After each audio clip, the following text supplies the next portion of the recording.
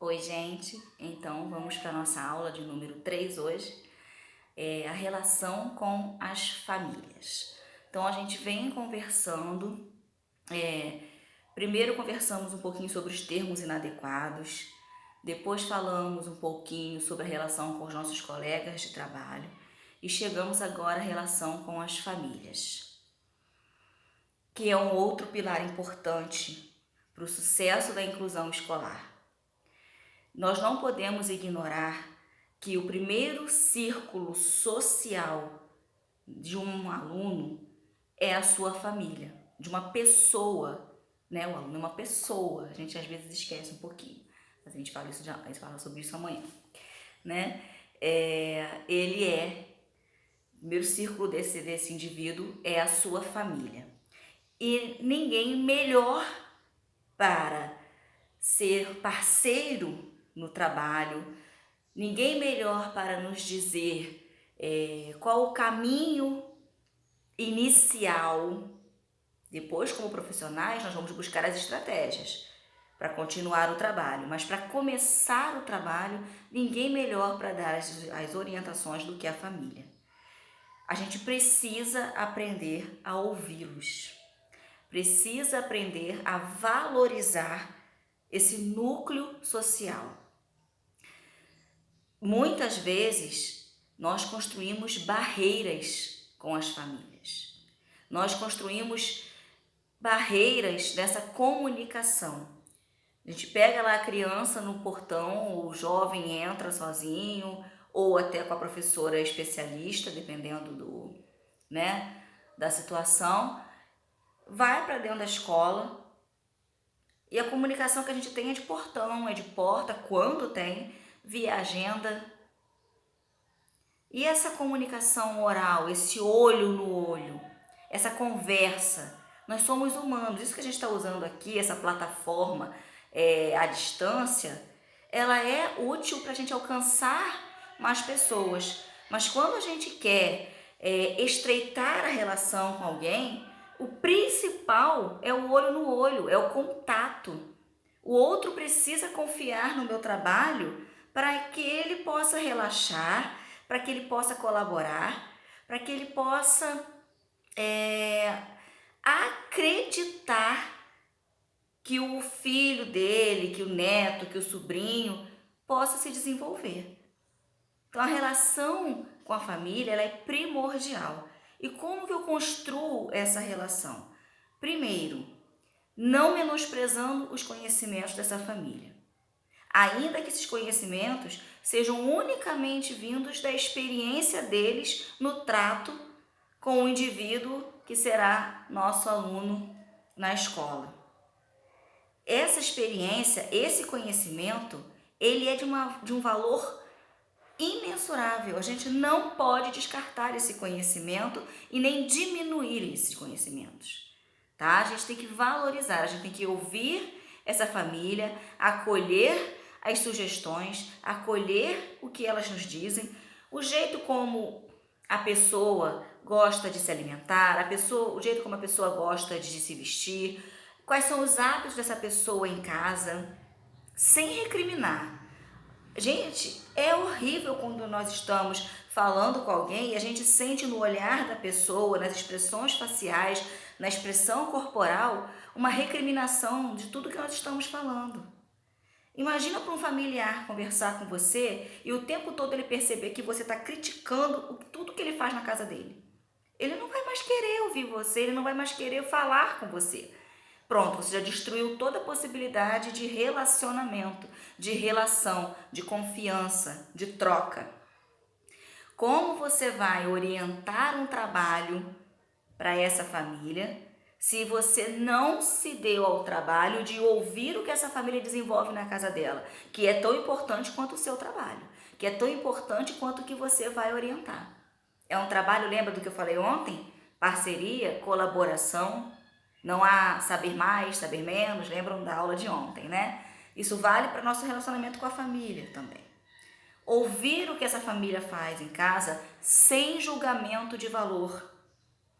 Uma outra coisa importante, nós não estamos ali, quando a gente está conversando com a família, para falar do que nós acreditamos, dos nossos valores.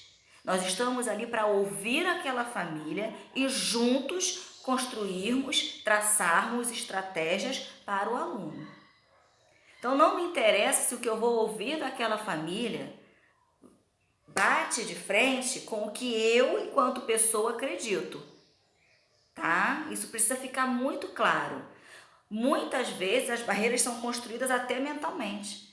A gente ouve a família contar como é a rotina dela, já faz um julgamento, já cria um preconceito e dali por diante a gente não consegue mais falar com essa família, não consegue mais se comunicar com essa família. Comunicar não é mandar bilhete, não é receber bilhete. Comunicar é interagir. Comunicar é ouvir e falar. Em relação ao primeiro contato com a família, nós temos muito mais que ouvir do que falar. Por quê? Porque eu estou conhecendo aquele indivíduo naquele momento. Aquela família conhece aquele indivíduo desde que ele nasceu. Então não podemos desvalorizar tudo que a família traz de conhecimento, tudo que a família faz com esse indivíduo desde que ele nasceu. Ainda que não tenha assim, uma técnica, ainda que não tenha um estudo científico, ainda que não seja baseado em nada além do amor, do carinho, da observação, das tentativas de erro e acerto, tudo isso tem muito valor. Tudo isso constrói o indivíduo que está nas nossas mãos. Então, o primeiro ponto, livre-se do seu preconceito, livre-se da sua capacidade de julgar, tá? E quando eu falo capacidade de julgar, porque todos nós seres humanos temos essa tendência de julgar o outro a partir do que nós acreditamos ser o certo. A gente precisa fazer um exercício mental para que a gente não caia nesse erro. É um exercício mental, é treinamento. Não há outro jeito. Ouvir sem julgar, conhecer sem avaliar. Eu conheço a realidade do outro, eu não estou ali para avaliar a realidade do outro. Eu estou ali para conhecer a realidade do outro e fazer interferências, se assim for necessário, para melhorar, para ampliar as possibilidades, para que o trabalho ande junto. Então, joguei fora o meu preconceito, joguei fora a minha capacidade de pré-julgamento, né, ou de julgamento. Segundo ponto, colocar em prática as sugestões que a família nos traz. Tem muita gente, muito profissional que ignora o que a família fala, só porque a família não tem o conhecimento técnico, não tem o conhecimento científico que os profissionais têm. Não faça, não cometa esse erro. Coloque em prática o que a família está te dizendo. Não é possível colocar em prática? Explique para a família por que não é possível colocar em prática. Você quer ser ouvido pela família quando você apresentar o seu planejamento para o indivíduo dela que você está dando aula? Para o sujeito, para o ser humano, para a pessoa que você está dando aula? Você quer ser ouvido, mas você não quer ouvir essa família primeiro? Quem não é ouvido, quem não é ouvido, raramente vai querer ouvir. Se eu não sou aceito, eu também não aceito. Se eu não sou respeitado, também não oferto respeito. É uma via de mão dupla. Então, ouça o que essa família tem a dizer. Acate as ideias dessa família se assim for possível. E se não for possível, explique para essa família por que não é possível. Tá? É o segundo ponto. Ouça, acolha, coloque em prática o que é possível, o que não é possível, explique por quê. Terceiro ponto. Dê satisfação a essa família. O portão fechou, o indivíduo está lá dentro. Eu preciso dizer para essa família o que eu estou desenvolvendo com este indivíduo. Eu preciso comunicar a essa família, explicar a essa família, e não dá para esperar só na época de entregar um relatório ou uma avaliação, uma prova, um teste, um portfólio, e cada instituição tem a sua maneira de avaliar o seu aluno. Não dá para esperar a reunião de pais coletiva acontecer. Eu preciso comunicar a essa família o que está acontecendo com mais frequência. Por quê? Aí vem o quarto ponto. Eu preciso entender que essa família vive uma angústia. Eu preciso entender que essa família tem um ponto sensível. Tem um ponto que precisa ser acolhido, que precisa ser tratado.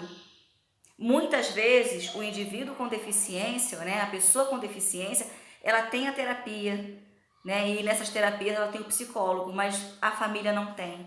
E às vezes o psicólogo, quem vai tratar do emocional dessa família, é você. E não me diga que não é sua função, porque é sua função. Para o indivíduo que está nas suas mãos se desenvolver, você precisa que a base dele, que é a família, esteja bem. Ah, Érica, você está colocando na conta do professor mais um trabalho? Não. Eu estou dizendo que se você não se vê, tá, com habilidade para trabalhar o emocional dessa família, o que é um direito seu, tá? Você precisa se conhecer. Busque parcerias, encontre profissionais que podem ajudar o emocional dessa família. O que não dá é para você dizer que não tem essa habilidade e não buscar auxílio para essa família que precisa. A base precisa estar forte para você construir a sua casa. Então, o relacionamento com a família é primordial e ele deve envolver, recapitulando, respeito, ouvir, falar e acolher. Quando a gente utiliza esses 4 pilares, né, para lidar com a família, o sucesso no trabalho ele é garantido.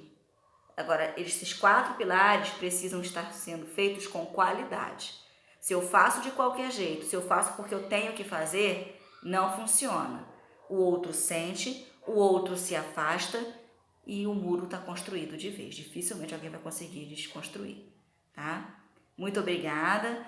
Podem compartilhar, podem se inscrever, podem deixar suas perguntas nos comentários, podem discordar, podem contar suas experiências. Estou esperando essa comunicação entre a gente também, bom?